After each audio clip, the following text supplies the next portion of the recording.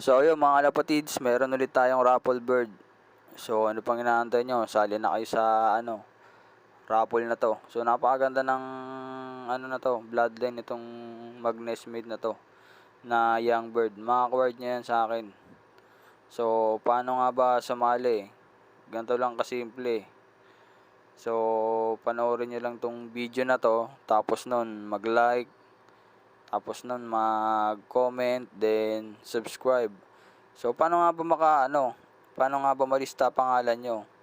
So nyo lang, comment nyo lang yung pangalan nyo, kompletong pangalan, tapos nun yung number nyo, at saka yung kung saan lugar nyo. Para para kung sakaling mabunot kayo, kayo na talaga yon, ite-text ko na lang kayo. So ganun lang kasi para malaman din na na kayo talaga yung nanalo. Kaya kahit di kayo manood, ayos lang, at least 'di ba? Nabunod kayo, ma-acquired nyo pa rin sa akin yung ibon na to.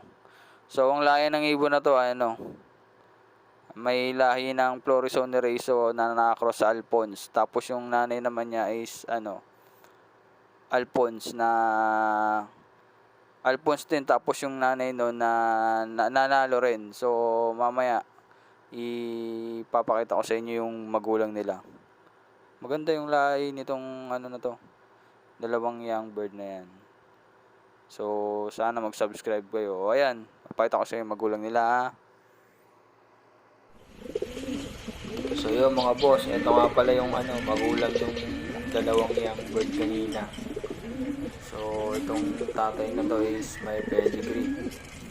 Yung nakakross siya sa Florison Nereso at sa Alphonse ni Nelson Chua. Tapos itong hen na to, ang tatay is pure Vandenbroek.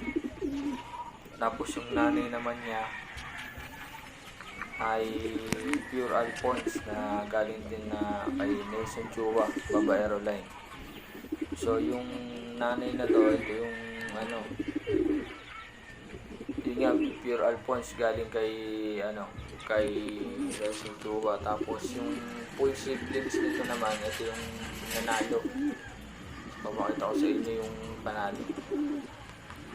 So ayan, papakita ko na rin sa inyo yung pedigree nitong tatay.